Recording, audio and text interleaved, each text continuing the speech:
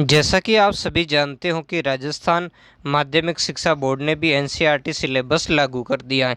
इसके अलावा जिन भी राज्यों के अंदर और जो भी सीबीएसई से संबंधित स्कूल है वहाँ पर भी एनसीईआरटी सिलेबस पढ़ाया जाता है। तो मैंने इसी कबीर क्लासेस 58 चैनल पर एनसीईआरटी का जो इसका पाठ संख्या 1 था, यूरोप में राष्ट्रवाद का उदय, एनसीईआरटी कक्षा 10 इतिहास चैप्टर 1 यूरोप में राष्ट्रवाद का उदय, उससे संबंधित सारे पाठ मैंने अपलोड कर दिए। उन्हें नहीं देखा तो आप प्लेलिस्ट में या चैनल पर जाकर के जरूर देख ले। आज के इस पार्ट के अंदर हम देखेंगे जो अध्याय संख्या 1 यूरोप में राष्ट्रवाद, उसके प्रश्न आंसर देंगे। प्रश्न आंसर के आपके 2 वीडियो आएंगे। आज के वीडियो में हम जो संक्षिप्त उत्तर वाले 5 प्रश्न उनको देखेंगे। अगले वाले वीडियो के अंदर जो चर्चा कले वाले यानी थोड़े बड़े जो प्रश्न है 5, उन प्रश्नों का आंसर देखेंगे। तो अच्छे तरीके से आपको आंसर देखना, उसको समझना है। और ये वीडियो आपको देखने के बाद फिर आपका इससे संबंधित कोई भी प्रश्न क्या होगा, गलत नहीं होगा। तो नमस्कार विद्यार्थियों, मैं हूँ अशोक कुमार और आपका आपके अपने परिवार कबीर क्लासेस में स्वागत है। वीडियो को लाइक करें और लाइक करने के साथ साथ अपने दोस्तों के बीच में भी शेयर करें। चलो अब देखते हैं। तो इसमें पहला प्रश्न है, निम्नलिखित पर क्या है टिप्पणी लिखिए। इसमें किस पर टिप्पणी लिखनी है? जूसेपे मैस्सिनी पर लिखनी है, काउंट कैमिलो दे काउर पर लिखनी है, यूनानी स्वतंत्रता युद्ध पर लिखनी है, फ्रैंकफर्ट संसद और राष्ट्रवादी संघर्षों में महिलाओं की। ये तो पहले के अंदर 5 भाग है, इसके आगे 4 प्रश्न और है उनका। तो इन सभी प्रश्नों का हम सॉल्यूशन देखेंगे ताकि आप अपनी बुक्स के अंदर इनके आंसर दे सको। तो इसका पहले का आंसर हम देखेंगे जो ज्यूसेppe मैस्सिनी है, तो उसका हम आंसर देखेंगे। उसमें क्या आंसर होगा? तो इसमें आपको लिखना वो इटली का एक युवा क्या था, क्रांतिकारी। मैस्सिनी क्या था? एक इटली का युवा क्रांति था। यानी जो 1830 का दशक है, उस दशक में जूसेppe मैस्सिनी ने एकीकृत जो इटली गणराज्य बनाने के लिए क्या किया था, एक सुविचारित जो कार्यक्रम है वो कार्यक्रम प्रस्तुत करने की उसने क्या की थी, कोशिश की थी। वो उदारवादी राष्ट्रवादी राज्य के विचार से क्या था, बेहद प्रभावित था और इसीलिए उसने एक जो सुविचारित कार्यक्रम को क्या किया था, प्रस्तुत किया था। वह 19वीं सदी के दौरान इटली पर शासन करने वाले विभिन्न राजतंत्रों को उखाड़ फेंकने के उद्देश्य से गुप्त क्रांतिकारी संगठनों के साथ में जुड़ गया। जैसे पहले कार्बोनेट वगैरह जैसे गुप्त क्रांतिकारी संगठन थे, उनसे ये क्या हो गया, जुड़ गया था। जो 1815 की जो वियना कांग्रेस हुई थी, उसके बाद में जो विभिन्न प्रकार के जो राजतंत्रों की इटली जर्मनी आदि में स्थापना की, तो जो इटली के अंदर थी तो उनको उखाड़ फेंकने के उद्देश्य से ये क्रांतिकारी जो गुप्त संगठन थे उनसे जुड़ गया। अब जब ये क्रांतिकारी जो गुप्त संगठन से जुड़ गया और इसका उद्देश्य क्या था, एकीकृत इतालवी गणराज्य का निर्माण करना। तो इस उद्देश्य के प्रचार के लिए मैस्सिनी ने मार्सेई में यंग इटली नामक ये कब बनाता है, 1831 के अंदर, और ब्रन में यंग यूरोप नामक जो संस्था, उस संस्था की क्या की जाती है, स्थापना करता है। कौन करता है इनकी स्थापना? मैस्सिनी करता है। संगठनों की स्थापना की और साथ ही उसने, अब ये ध्यान रखना, ये यंग इटली और ये यूरोप दोनों ही गुप्त संगठन है। पोलैंड, फ्रांस, इटली और जर्मन राज्यों के साथ समान विचार रखने वाले युवाओं को भी क्या बनाया, अपना मित्र बनाया, ताकि क्या करें, उनकी मदद ले सके। किसके लिए? जो इटली है, इटली का जो एकीकरण है, एकीकरण में उन समान विचार वाले जो मित्र हैं, उन मित्रों का क्या ले सके, वो सहयोग प्राप्त कर सकें। 1821 में इटली के एकीकरण के लिए लिगुरिया में एक विद्रोह का नेतृत्व किया, परंतु वो सफल नहीं हुआ और उसे बाद में जर्मनी से क्या कर दिया गया, निर्वाचित कर दिया, यानी उसको देश निकाला दे दिया गया। जर्मनी से क्या निकाला दे दिया गया, देश निकाला दे दिया गया था। परंतु मैस्सिनी के विचार ने काउर को प्रोत्साहित किया, जिससे अनंत इटली का एकीकरण हुआ। और इटली के एकीकरण में महत्वपूर्ण व्यक्तित्व है काउर। ये काउर का पूरा नाम जो अगले में हम देखेंगे, इसी में ये सारा काउर के इर्द गिर्द है, जिसका पूरा नाम है Count Camillo de Cavour. Count Camillo de Cavour, Cavour या कहीं इसको काबूर नाम से भी जानते हैं, जो कि क्या था, जो सार्डिनिया पिंडमान था। देखो अब होता क्या है कि जैसे ये मैस्सिनी प्रयास करता है, ये विभिन्न गुप्त संगठन बनाता है और ये 2 बार ऐसे प्रयास करता है। एक तो 1831 में सशस्त्र क्रांति का प्रयास किया गया था, एक 1848 में सशस्त्र क्रांति का प्रयास किया, यानी क्रांतिकारी विद्रोह किए, लेकिन इन विद्रोह को क्या कर लिया, राजा ने सामंतों की, जो राजाओं की स्थापना यहाँ पर हुई थी इटली में, उन्होंने सामंतों की मदद से इनको क्या कर लिया था, दबा दिया था अभिजात वर्ग की मदद से। और इसके बाद में इसको मैसनी को अपना देश छोड़ करके क्या करना पड़ा, जाना पड़ा। तो ऐसी स्थिति में जो इटली का जो एकीकरण है, एकीकरण की जो जिम्मेदारी है वो सार्डिनिया और पिंडमांट के जो शासक था विक्टर इमैनुअल द्वितीय, उसके ऊपर आ गई थी। तो अब देखो वो क्या करेगा, तो उसके नेतृत्व में एक महत्वपूर्ण व्यक्तित्व आता। अब देखो वो क्या था, वो इस क्षेत्र में क्या करना चाहता था, जो शासक है ना वो अभिजात वर्ग की नज़रों में क्या था, जो एकीकृत इटली के लिए आर्थिक विकास और राजनीतिक प्रभुत्व की क्या करता था, संभावनाएं उत्पन्न करता था। तो इन संभावनाओं को जो मूर्त देने का काम किया था सार्डिनिया पिडवांट का जो प्रमुख मंत्री था कावूर, और कावूर ने इनका क्या किया था, वो इटली के क्या था, प्रमुख मंत्री था। उसने इटली के विभिन्न क्षेत्रों के एकीकरण के लिए क्या किया था, एक आंदोलन का नेतृत्व किया था। यानी वो आंदोलन कैसा था, सशस्त्र था, ताकत के बल पर था, सैन्य बल पर था। ये न तो क्रांतिकारी था और न ही क्या था, डेमोक्रेट था, यानी जनतंत्र में विश्वास करने वाला व्यक्ति नहीं था, ये राजतंत्र में ही विश्वास करने वाला व्यक्ति था, और ये राजतंत्र का ही पक्का समर्थक था।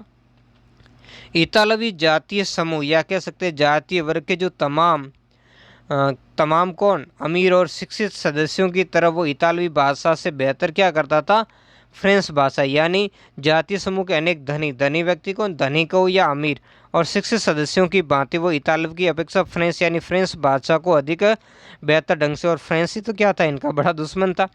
तो इसका मतलब है कि इसकी जो भाषाई दृष्टि से भी ये क्या था, इटली से जुड़ा हुआ नहीं था। अगला जो हम देखेंगे पॉइंट है वो फ्रांस से एक चतुर कूटनीति की संधि की, किसने की, कावूर ने। कावूर बड़ा चालाक था, तो उसने क्या किया, फ्रांस से इसने एक चतुर कूटनीति की संधि की, और उस संधि के बाद में इसने 1859 में फ्रांस की मदद से ऑस्ट्रिया को क्या कर दिया, पराजित कर दिया था। इसके अलावा इसने गैरिबाल्डी और स्थानीय किसानों और प्रशासक आदि के सहयोग से इटली का एकीकरण किया। तो इटली के एकीकरण में पहला व्यक्ति तो हमने देखा था मैसनी, दूसरा था कावूर, और तीसरा व्यक्ति जिसका नाम था गैरिबाल्डी, जिसने 2000 यानी 1000 जो लाल कुर्ती वाले जो संगठन था उसका गठन करके क्या किया था, इटली के एकीकरण में जो दोनों सिसिलियाँ उस पर उसने कब्जा करके फिर जो ये जो शासक था इमानुएल द्वितीय, इसको सौंप दिया था। अगला जो हम देखेंगे यूनानी स्वतंत्रता के युद्ध, कैसा युद्ध देखेंगे, यूनानी स्वतंत्र। तो 15वीं सदी से यूनान पर किसका था, ओटोमन साम्राज्य का शासन था। किसका था, ओटोमन साम्राज्य, उसका यूनान पर क्या था, शासक था। यूरोप में क्रांतिकारी राष्ट्रवाद की प्रगति से यूनान की आज़ादी का क्या होता, संघर्ष 1921 से प्रारंभ होता, और ये सारी भावनाएं कहाँ से जाती हैं, यूनान से ही जाती हैं, यूनान से नहीं, सॉरी, यूरोप से जाती। यूरोप से कहाँ तक जाती, यूनान के अंदर इनका प्रचार होता। यूनान वासियों को पश्चिमी यूरोपीय देशों के साथ साथ अन्य यूरोपीय देशों में रहने वाले यूनानियों का भी क्या था, समर्थन हासिल हुआ था। किसके लिए, आज़ादी के संघर्ष से। क्योंकि देखो ये सारा ईसाई थे, यूनानी भी ईसाई थे, बाकी इस यूरोप के अधिकतर देश ईसाई थे, तो वो इनका सपोर्ट करते थे। और सामने जो अधिकार था ओटोमन साम्राज्य, वो कौन था, मुस्लिम साम्राज्य था। तो इसी कारण इन सब की सहानुभूति क्या थी, इनके साथ में थी। अगला हम पॉइंट देखेंगे कि यूनान ने स्वतंत्रता संग्राम में भूमि विवाद को छोड़कर कवि और कलाकारों ने भी क्या किया था, ओटोमन साम्राज्य के विरुद्ध संघर्ष में हिस्सा लिया। और ऐसा एक कवि था इंग्लैंड का लॉर्ड बायर, है ना। संग्राम में क्या था, सभी स्वतंत्रता का जो संग्राम था उस संग्राम में सभी लोगों ने भाग लिया था। सभी लोगों का मतलब है कि यूनान के अलावा यूनान के जो दूसरे देशों में रहते उन लोगों ने तो लिया ही लिया, इसके अलावा और भी लोग थे जो क्या थे, यूरोप से संबंधित थे, उन्होंने भी इस संघर्ष में भाग लिया था। उसमें एक जो व्यक्तित्व था, वो कौन व्यक्तित्व था, ये लॉर्ड बायरन था। यहाँ पे एक गलत शब्द आ गया है, इसका ये रूमानीवाद है। ये शब्द का क्या है, रूमानीवाद से जोड़ करके कवि और कलाकारों ने क्या किया था, ओटोमन साम्राज्य के विरुद्ध संघर्ष किया था। अनंत 1832 को कुस्तुनिया की संधि के से यूनान को एक क्या हुआ था, स्वतंत्र जो राष्ट्र है उसके रूप में क्या मिल गई थी, मान्यता मिल गई थी। तो ऐसे बहुत सारे लोग थे, जिसमें ये कवि था, अंग्रेज कवि था जो लॉर्ड बायरन। इसने धन भी इकट्ठा किया और ये युद्ध में लड़ने भी गया था, जहां बुखार से 1824 में इसकी क्या हो जाती है, मृत्यु। अगला है वो फ्रैंकफर्ट संसद है, ये जर्मनी से संबंधित है। तो जर्मनी के मध्यम वर्ग में 1848 से सर्व जर्मन नेशनल असेंबली के पक्ष में मतदान का फैसला लिया, और ये कहाँ पर आ गए, फ्रैंकफर्ट आ गए। 1831 में निर्वाचित प्रतिनिधियों की संसद फ्रैंकफर्ट के सेंट पॉल जो सर्च है, ये ऐसा है, सर्च में 18 मई 1848 को क्या होती है, आयोजित होती। देखो इस सारी जो आप देख रहे हो ये पीडीएफ अगर प्राप्त करना चाहते हो तो ये कहाँ से प्राप्त कर पाओगे, तो इसके लिए आप वीडियो को पूरा लास्ट तक जरूर देखें। इस संसद ने एक जर्मन राष्ट्र के लिए एक संविधान का प्रारूप तैयार किया, जिसकी अध्यक्षता एक ऐसे राजा को सौंपी गई जिसे संसद के अधीन रहना था।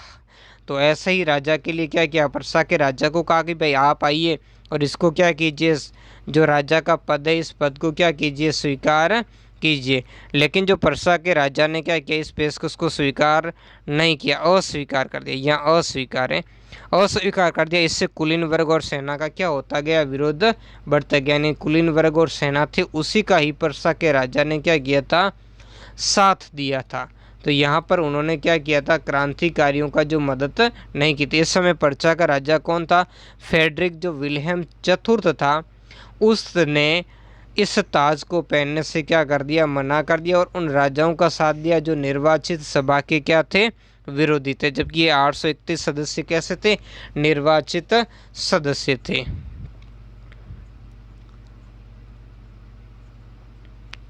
अगला पॉइंट देखेंगे, संसद में मध्यम वर्गों का प्रभुत्व अधिक था, जिसके द्वारा मजदूरों और कारीगरों की मांगों का क्या किया गया, विरोध किया गया, और जिससे इसने अपना सामाजिक आधार क्या हो गया, खो दिया। कैसा आधार खो दिया, सामाजिक आधार, क्योंकि अधिकतर लोगों का वर्ग किससे संबंधित था, मजदूर और कारीगरों का था, वो इनसे दूर हो गए, और इसी से क्या हो गया, सेना को बल मिला, सेना और कुलीन वर्ग को इससे क्या हुआ, मौका मिला, और इससे सेना और राजशाही ने मिलकर उदारवादी मध्यम वर्ग को पराजित किया तथा असेंबली को क्या कर दिया, भंग कर दिया, यानी इसको भंग करने के लिए मजबूर कर दिया, जो उदारवाद की असफलता और राजशाही की क्या थी, जीत का प्रतीक थी। अगला है राष्ट्रवादी संघर्षों में क्या था, महिलाओं की भूमिका। तो राष्ट्रवादी संघर्षों में महिलाओं की भूमिका कैसी थी उसके, तो महिलाओं ने राष्ट्रवादी संघर्षों में वर्षों से बड़ी संख्या में और सक्रिय रूप से क्या लिया था, भाग लिया था, यानी निष्क्रिय नहीं सक्रिय रूप से उन्होंने भाग लिया था। दूसरा पॉइंट, महिलाओं ने आंदोलन का नेतृत्व भी किया, पुलिस और सेना का सामना किया, अपने पुरुष साथियों का कंधे से कंधा मिलाकर उनका साथ दिया।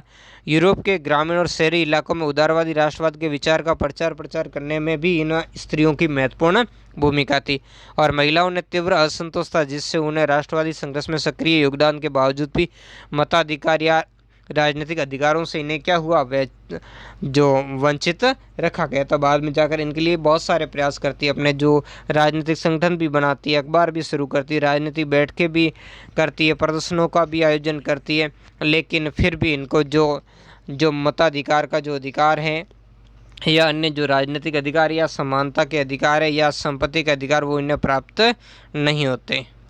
अब देखते हैं दूसरा क्वेश्चन, फ्रांसीसी लोगों के बीच में सामूहिक पहचान का भाव पैदा करने के लिए फ्रांसीसी जो कलाकार थे उन्होंने क्या किए थे, क्या कदम उठाए थे, उन कदमों की हमें क्या करनी है, यहाँ समीक्षा करनी है कि कौन कौन से कदम उठाए थे। उन सारे कदमों को हम यहाँ पर देखेंगे।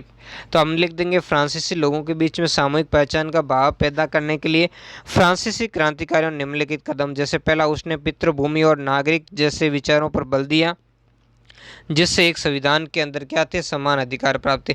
पितृ यानी जो हमारे पूर्वजों की भूमि, और नागरिक जो क्या था, नगर से संबंधित था, है ना, जिसको क्या थे, नागरिक किसको कहते हैं, जिसको राजनीतिक अधिकार प्राप्त होते। तो इस पर बल दिया, जो कि से एक समान अधिकार वाले संविधान से। एक नया फ्रांसीसी झंडा तिरंगा चुना गया, जिससे पहले के राष्ट्रध्वज की क्या ली, जगह ली।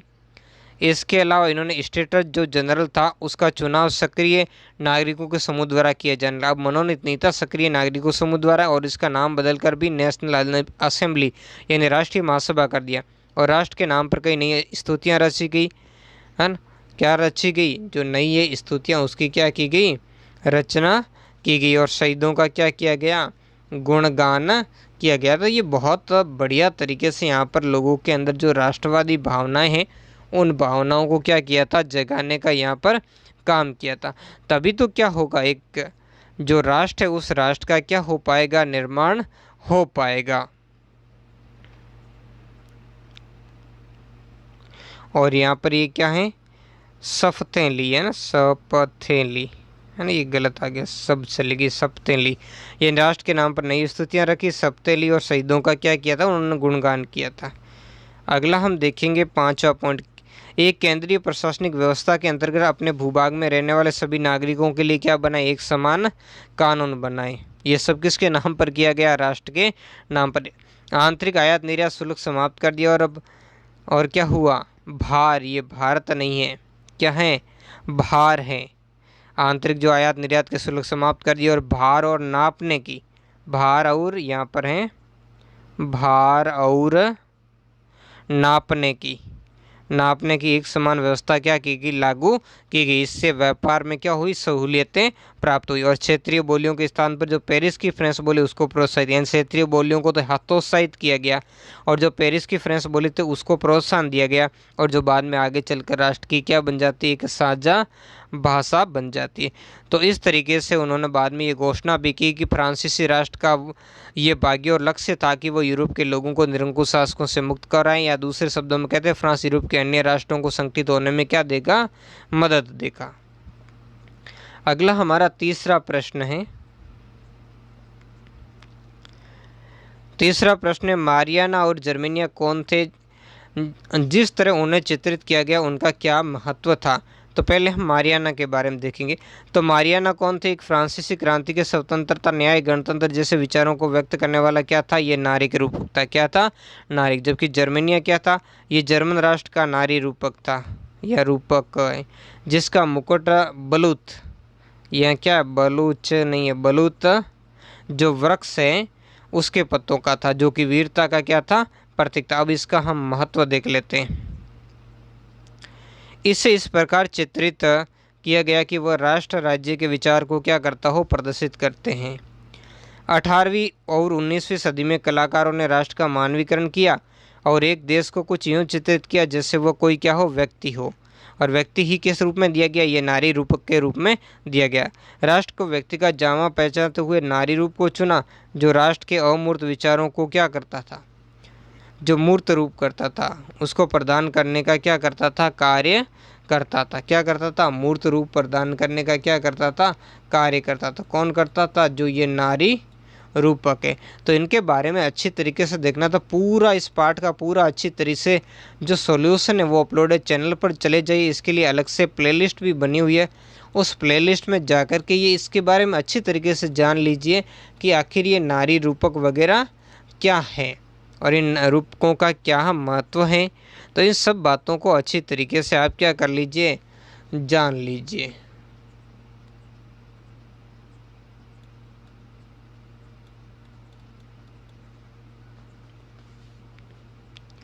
तो ये क्या था, नारी रूपक को चुना जो राष्ट्र के क्या थे, राष्ट्र के अमूर्त विचारों को क्या का ठोस, यहाँ पर है ठोस रूप, कैसा रूप प्रदान करेगा, ठोस रूप प्रदान करने का प्रयास था। अर्थात नारी की छवि है जो है वो राष्ट्र का क्या बन गई थी, रूपक बन गई थी। अगला उन्होंने राष्ट्र निर्माण की जो महत्वपूर्ण भूमिका निभाई। अगला क्वेश्चन है चौथा, जर्मन एकीकरण की प्रक्रिया का क्या करना, आपको संक्षेप में पता लगाना है। तो उत्तर मिलेगा इसका, जर्मन संघ के उदारवादी मध्यम वर्ग 1848 में फ्रैंकफर्ट संसद में मिले। इसका उद्देश्य था जर्मनी को क्या बनाना, एक राष्ट्र बनाना, लेकिन उनकी योजना क्या हो गई, असफल हो गई, जिसके बारे में हमने फ्रैंकफर्ट संसद में पढ़ लिया था। राजशाही सेना और अभिजात लोगों ने मिलकर फ्रैंकफर्ट संसद को क्या कर दिया, कुचल लिया, ये भी पढ़ा। पर्सा के प्रमुख मंत्री ओटो वान बिस्मार्क ने जर्मन संघ के एकीकरण के लिए एक आंदोलन का भी क्या किया, नेतृत्व किया। बिस्मार्क ने क्या किया, सैन्य युद्धों का संचालन किया। कैसे युद्धों का संचालन किया बिस्मार्क ने, जो सैन्य युद्ध थे उनका क्या किया था बिस्मार्क ने, संचालन किया। संचालन करने का कहो या नेतृत्व करने का कहो, किसने किया था, जो बिस्मार्क ने। तो सैन्य युद्धों का, ये सैन्य नहीं है, ये क्या है, सैन्य युद्धों का संचालन। जर्मन राज्यों पर काबिज अन्य देशों के विरुद्ध नौकरशाही की मदद ली। 7 साल के दौरान क्या हुआ, 7 साल के दौरान उसने, ये स्मार्क नहीं, उसने क्या किया, ऑस्ट्रिया, यहाँ पर स्मार्क नहीं, उसने ऑस्ट्रिया, डेनमार्क फ्रांस से 3 युद्ध लड़े और उन पर जीत हासिल की। इस प्रकार जर्मनी का एकीकरण क्या हो गया, पूरा हो गया। अंतिम पॉइंट देख लेते हैं। और जनवरी 1871 में वर्साई में हुए एक समारोह प्रसा के राजा जो विल्हेम था, उन्होंने क्या कर दिया था, ये प्रथम नहीं है, उन्होंने क्या कर दिया था, इसका जो जर्मनी का जो सम्राट है उसको क्या कर दिया गया था, सम्राट घोषित कर दिया। तो इस तरीके से क्या हो गया था, ये जर्मनी का जो है वो क्या हो गया था, एकीकरण जो है संपूर्ण हो गया था।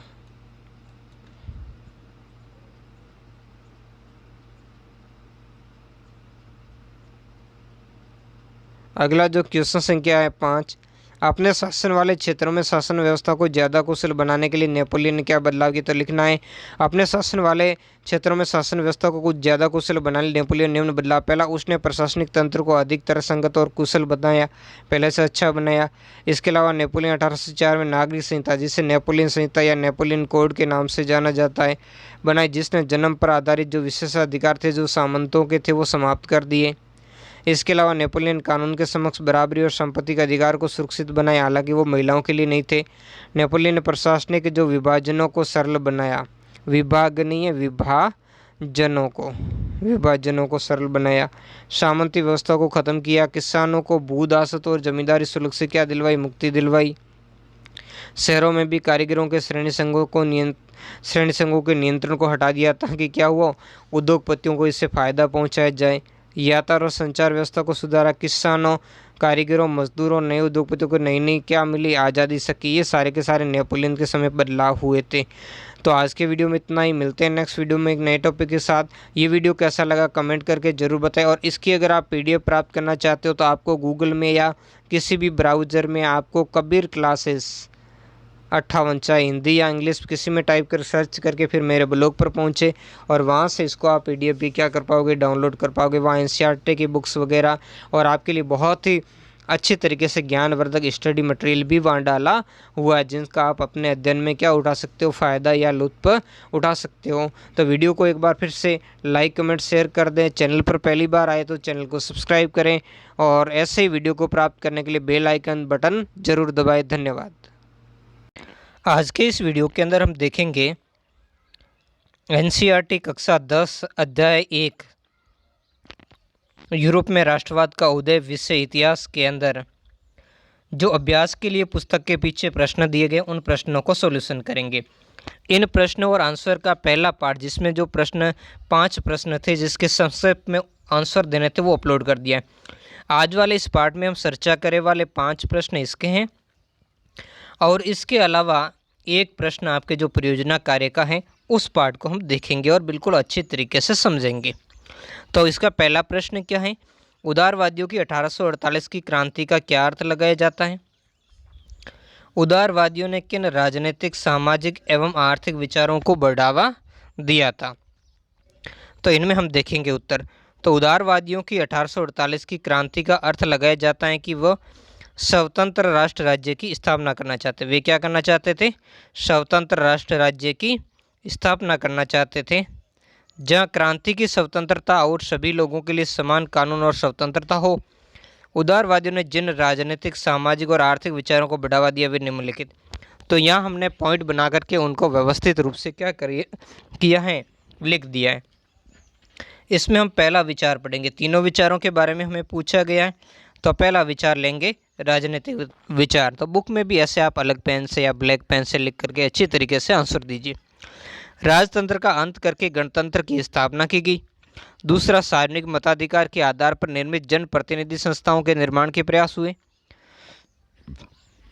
तीसरा, Germany, Italy, Poland, Austro Hungarian साम्राज्य में उदारवादी मध्यम वर्गों के स्त्री पुरुषों ने संविधानवाद की मांग को राष्ट्रीय एकीकरण की मांग से जोड़ दिया था। और चौथा, इसको निरंकुश शासन और पादरी वर्ग के जो विशेषाधिकारों हैं उसकी क्या की गई थी, समाप्ति। और पांचवा जो है वो है महिलाओं को राजनीतिक मताधिकार दिए जाने की मांग। अगर आप इसकी PDF डाउनलोड करना चाहते हो या इन्हें लिखित रूप से प्राप्त करना चाहते हो तो आप सिंपल से गूगल में सर्च करेंगे कबीर क्लासेस 58, और कबीर क्लासेस 58 आपको सर्च करके उसके बाद में आपके जो अलग से एक पोस्ट बनी हुई है उस पोस्ट पर आप जाकर के इसको, ये जो क्वेश्चन आंसर ही है टॉपिक उसका, जो NCERT class 10 history question answer नाम से एक पोस्ट है, उस पोस्ट पर जाकर आप देख सकते हो। इस वीडियो के लास्ट में मैं किस तरीके से ब्लॉग से जाया जा सकता उसके बारे में भी पूरी डिटेल से बताऊंगा। उससे पहले हम प्रश्नों के आंसर देख लेते हैं। अब देखेंगे सामाजिक विचार। तो महिलाओं को पुरुषों के समान दर्जा दिया जाने लगा तथा उनकी सभी क्षेत्रों में भागीदारी को महत्व व अब क्या होना समान की दृष्टि से देखा जाने लगा। दूसरा, कुलीन वर्ग की अपेक्षा मध्यम वर्ग के सभी क्षेत्रों में महिलाओं की भागीदारी बढ़ी, जिससे कुलीन वर्ग की क्या हुई, श्रेष्ठता कम हुई।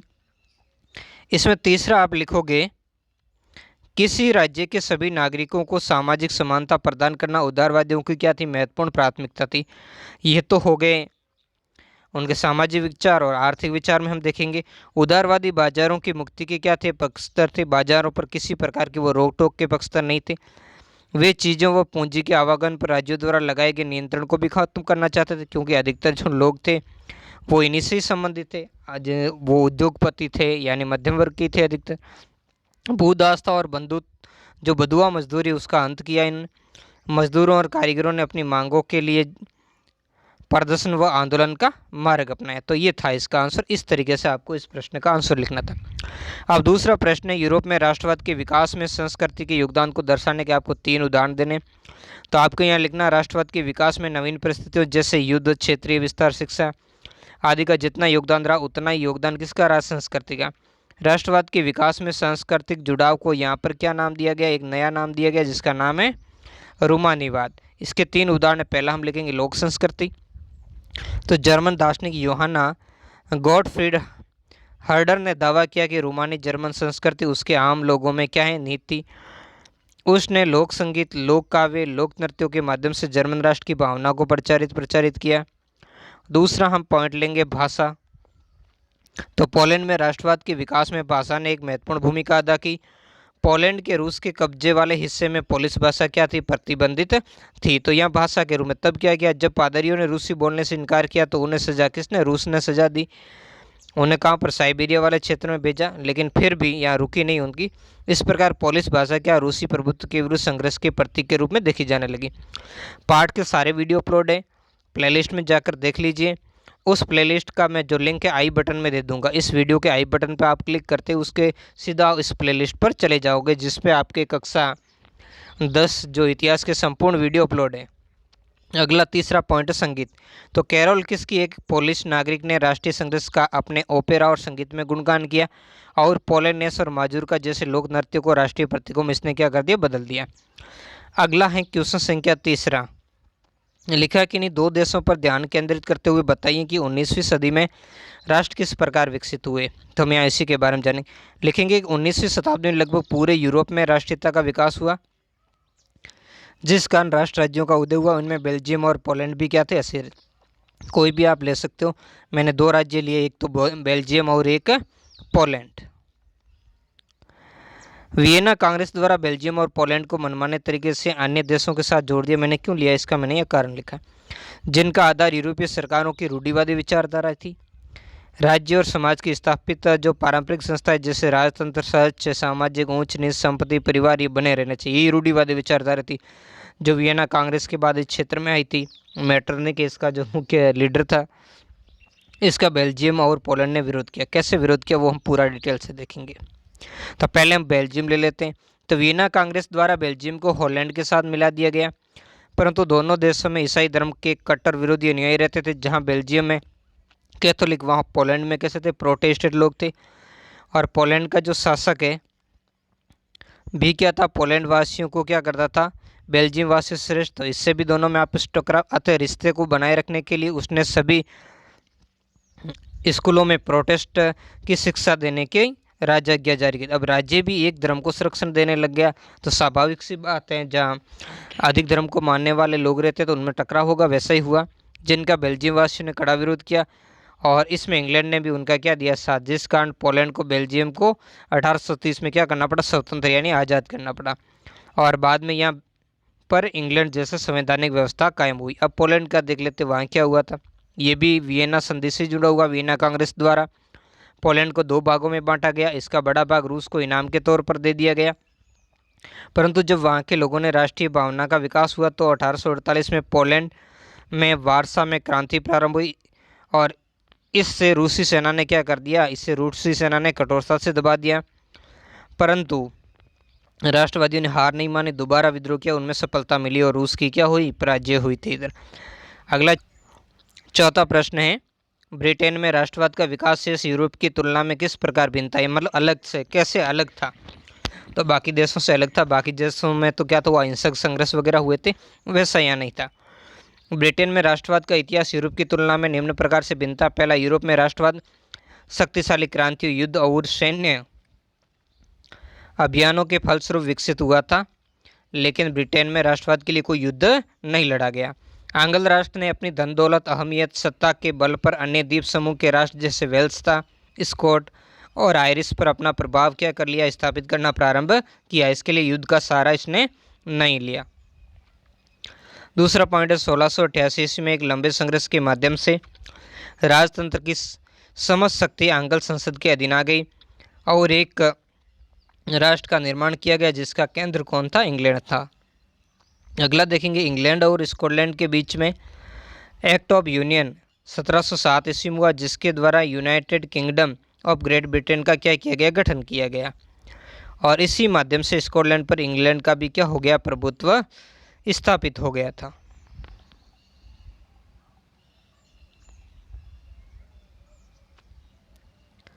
अगला पॉइंट देखेंगे, पॉइंट संख्या 4, स्कॉटलैंड में ब्रिटानी पहचान का विकास करने के लिए यहाँ की संस्कृति, राजनीतिक संस्थाओं को योजनाबद्ध तरीके से क्या किया गया, नष्ट किया गया। जैसे स्कॉटिश हाईलैंड के वासियों को उनकी गैलिक भाषा जो बोलने और राष्ट्रीय पोशाक पहनने से रोका गया और वहाँ ज़बरदस्ती जो अंग्रेज़ भाषा है और अंग्रेज़ जो पोशाक उसको पहनने के लिए मजबूर किया गया। इस कारण मजबूर होकर लोगों को अपना देश भी छोड़कर अन्य जगहों पर जाना पड़ा। तो इस तरीके से इंग्लैंड ने ज़बरदस्ती इस पर क्या कर लिया, अधिकार कर लिया। पांचवा पॉइंट है, आयरलैंड में अंग्रेजों ने धार्मिक मतभेद को हथियार बनाया। अंग्रेजों ने प्रोटेस्टेंटों की मदद करके कैथोलिकों को क्या किया, दबाया ताकि उसका प्रभुत्व स्थापित हो जाए, क्योंकि इंग्लैंड किसका सपोर्टर था, प्रोटेस्टेंट का था। 1798 ईस्वी में वॉल्पटन और उनकी यूनाइटेड आयरिशमैन के नेतृत्व में जो विद्रोह हुआ उसे दबा दिया गया और आयरलैंड को यूनाइटेड किंगडम का भाग बना लिया गया था। अगला जो पॉइंट है 7वां, ब्रिटानी राष्ट्र का निर्माण करके राष्ट्रीय प्रतीकों जैसे यूनियन जैक जो ब्रिटेन का झंडा है और God save over Nobel king ये जो ब्रिटेन का राष्ट्रीय गान है को संपूर्ण यूनाइटेड किंगडम में प्रचारित किया गया, वेल्स में, स्कॉटलैंड में, आयरलैंड में आदि सभी जगह। अगला क्वेश्चन संख्या आपके 5 है कि बाल्कन प्रदेशों में राष्ट्रवादी तनाव क्यों पनपा। बाल्कन प्रदेशों के अंदर जो राष्ट्रवादी तनाव है उसको पनपने का कारण क्या था।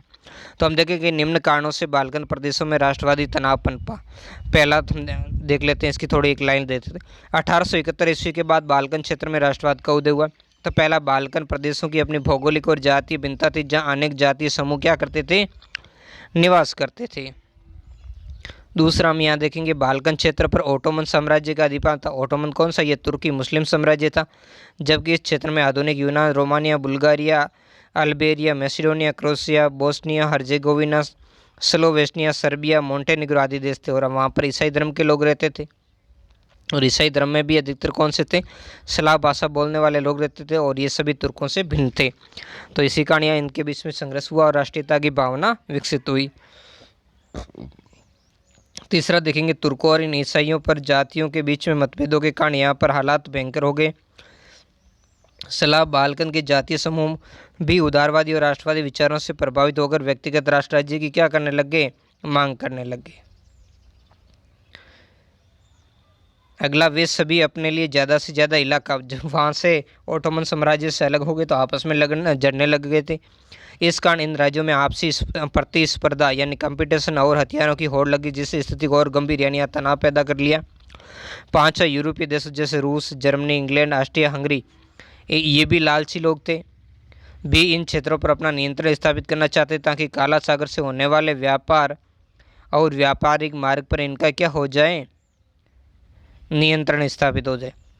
यानी ये शक्तियां बाल्कन क्षेत्र पर अन्य शक्तियों की पकड़ को कमजोर करके अपना प्रभाव बढ़ाना चाहते। छठा है, बाल्कन क्षेत्र के जल क्षेत्र पर नियंत्रण करके इन्होंने यूरोप में नौसैनिक प्रभुत्व स्थापित करने की भी क्या बनाई, योजना बनाई थी। तो इस तरीके से ये प्रश्न हो गए कंप्लीट आपके। और यहाँ पर इसी प्रश्न का थोड़ा सा 2 लाइनें हमने यहाँ लिख देंगे कि उपरोक्त कारणों से इस क्षेत्र में यूरोपीय देशों और इन राज्यों में आपस में कई युद्ध हुए जिनका अंतिम परिणाम क्या है, प्रथम विश्व युद्ध के रूप में सामने आया था। कमेंट बॉक्स में बताइए आपकी प्रथम विश्व युद्ध कब हुआ था। अब देखो परियोजना वाला आपका कार्य है, जो प्रोजेक्ट वाला वर्क है वो है। तो यूरोप से बाहर के देशों में राष्ट्रवादी प्रतीकों के बारे में जानकारी इकट्ठा कीजिए। ये एकता नहीं, इकट्ठा कीजिए। एक या दो देशों के विषय में ऐसी तस्वीरें, पोस्टर या संगीत इकट्ठा करें जो राष्ट्रवाद के प्रतीक थे। वे यूरोप में राष्ट्रवाद के प्रतीकों से किन प्रकार भिन्न थे, वो भी लिखना है। तो इसके लिए आप अध्याय संख्या 2 से या अध्याय संख्या 3 से ले सकते हो। अध्याय संख्या 2 से आप वियतनाम के ऐसे ही कोई ले सकते हो प्रतीक, या फिर अध्याय संख्या जो 3 है उससे जो भारत के, तो मैंने यहाँ भारत के जो राष्ट्रीय प्रतीक है उनको ही लिया है। और यहाँ लिखा भी है, इन सभी चित्र भारत के राष्ट्रीय आंदोलन के दौरान क्या थे, राष्ट्रीय प्रतीक, और किस प्रकार भिन्न थे वो फोटो मैं आपको लास्ट में दिखाऊंगा। तो चित्र एक में बाल गंगाधर तिलक को विभिन्न धर्मों के चित्र स्थानों के मध्य खड़ा किया गया। तिलक एकता के प्रतीकों से ये घिरे हुए, यहाँ गिरे हुए नहीं है, घिरे हुए। चित्र के चारों ओर विभिन्न धर्मों के पवित्र स्थान जैसे मंदिर, चर्च, मस्जिद आदि चित्रित किए गए, यानी धार्मिक एकता या जुड़ाव को दर्शाया गया, ना कि उन्हें अलग अलग किया गया। ये जैसे फोटो में आपको दिखा देता हूँ, ये है फोटो। तो इनके ऊपर आप देख सकते हो ये तिलक बीच में खड़े, यहाँ पर जैसे ये है मंदिर वगैरह, ये अलग अलग मस्जिद है ना। और इधर भी ये अलग अलग प्रकार के कहीं चर्च है ना। तो अलग अलग प्रकार के इसमें क्या दिए गए, फोटो दिए गए। तो इस तरीके से भी देख सकते हो। तो ये भी राष्ट्रीय एकता का। और दूसरा ये फोटो भी जो भारत माता का, जो रविंद्रनाथ टैगोर ने बनाया था, उसके बारे में। 2 भारत माता के मैंने फोटो लिए, दोनों अलग अलग। तो इसमें इसके हाथ के माला, यहाँ वस्त्र हैं, इधर पुस्तक है। तो इस तरीके से अलग अलग इसके हाथ में क्या किया गया, अंकन किया गया। तो ये दूसरा चित्र क्या हमें दर्शाता है, ये भी देख लेते। चित्र 2 में भारत माता क्या दे रही, शिक्षा, भोजन और कपड़े दे रही है। एक हाथ में माला है ना, ये चारों हाथों में 4, एक हाथ से जो किताब है शिक्षा, दूसरे हाथ से अनाज दे रही है, भोजन, और एक हाथ से कपड़ा दे रही है, और एक हाथ में क्या, माला। सन्यासी गुण को रेखांकित की थी। लेकिन ये जर्मेनिया की तरह केवल वीरता के प्रतीक के रूप में इसे चित्रित नहीं किया गया, उससे अलग है इस टाइप से। अगला हम देखेंगे चित्र 3 में नेहरू जी को भारत माता और भारत के नक्शे को हृदय के पास रखे हुए दिखाई। ये इस बात का प्रतीक है कि इन प्रतीकों द्वारा लोगों की भावनाओं को जागृत करने के साथ ही उन्हें क्या किया, हृदय से स्वीकार, या आगे से नहीं है, यहाँ है, हृदय से स्वीकार करते हुए दर्शाया गया, ताकि वे माँ के लिए हर प्रकार के बलिदान के लिए तैयार हो जाएं। तो ऐसा वहाँ भी नहीं था। अगला जो हम देखेंगे चित्र संख्या 1 और 3 के रूप में को क्या है, रूपकों की बजाय, या रूपक है, रूपक की बजाय लोकप्रिय नेताओं को राष्ट्रीय प्रतीकों से क्या किया गया, जोड़ा गया, ताकि अधिक से अधिक लोग उनकी ओर आकर्षित और उनमें राष्ट्रवाद की भावना जगह। आम जनता उन्हें क्या मानती थी, अपना आदर्श। पहले फोटो देख लेते हैं 4, फिर अगला पॉइंट 5वां पढ़ेंगे। ये 2 तो हमने देख लिए थे, और ये वाले 2 हमें देखने है ना। ये नेहरू जी हैं, पंडित जवाहरलाल नेहरू जी। तो इनके हाथ में आप देख सकते हो ये भारत माता के फोटो वाली पुस्तक, और ये हृदय से टच किए हुए। और इधर ये जो भारत माता है, ये इधर हाथी है, इधर शेर है, दोनों के बीच में खड़ी है, जो कि क्या है, शक्ति का प्रतीक है। और इसमें तीनों ही है, इसको विशेषकर दुर्गा के रूप में दिखाया गया है। बाकी देखिए एक तरफ आपकी यहाँ सरस्वती जी भी विराजमान है। तो क्या था, चित्र संख्या जो 4 है, 4 में भारत माता को लक्ष्मी, सरस्वती, दुर्गा के रूप में दर्शाया गया है, जिसके हाथों में त्रिशूल है, और वह हाथी व शेर के बीच में खड़ी है। ये दोनों ही क्या, शक्ति और सत्ता के, कौन, हाथी और शेर प्रतीक। ये चित्र भी यूरोपीय प्रतीकों से भिन्न है, क्योंकि इसमें आध्यात्मिकता के गुण को आधार बनाकर विजय प्राप्त करने की क्या की गई है, आकांक्षा की गई। तो इस तरीके से ये आपके चैप्टर के सारे जो प्रश्न आंसर संपूर्ण होते हैं। इसमें थोड़ी बहुत मिस्टेक थी, मैंने आपको बता दी है, और इसको जब मैं ब्लॉग पर डालूंगा तो ये सारी जो मिस्टेक है मैं सोल्व करके डाल दूंगा, वहाँ से आप इसको डाउनलोड कर पाओगे। ब्लॉग पर जाने के लिए आपको यहाँ पर टाइप करना है कबीर क्लासेस, चाहे आप हिंदी में कीजिए या आप इंग्लिश में कीजिए कबीर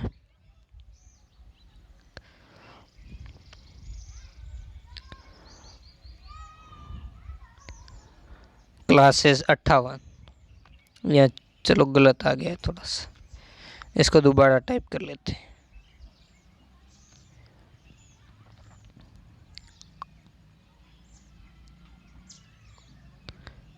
कबीर क्लासेस 58।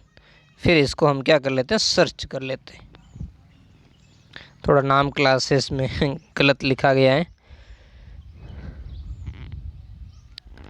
इसके बाद में आपको यहाँ पर क्लिक करना है, ये देख रहे हो ना, ये कबीर क्लासेस 58, इसको ध्यान रखना, कबीर क्लासेस 58 blogspot.com, और ये लोगो ध्यान रखना। तो इस पर आप क्लिक करोगे तो ये इस टाइप से आपके सामने खुल जाएगा। यहाँ पर आपको बहुत सारी पोस्टें दिखाई देगी, ये जैसे 12th हिस्ट्री जो क्वेश्चन बैंक्स हैं, अनुकुंभा वगैरह। आपको यहाँ न्यू पोस्ट में आना है, ये देख रहे हो न्यू पोस्ट कंटेंट। यहाँ पहले ये नाम ध्यान रखना, पोस्ट है क्यों और भी होगा, तो ये जो आप अभी तो ऊपर है, बाद में नीचे भी जा सकती है। तो NCERT class 10th history chapter 1 question and answer in Hindi, तो इस पर आप जैसे क्लिक करोगे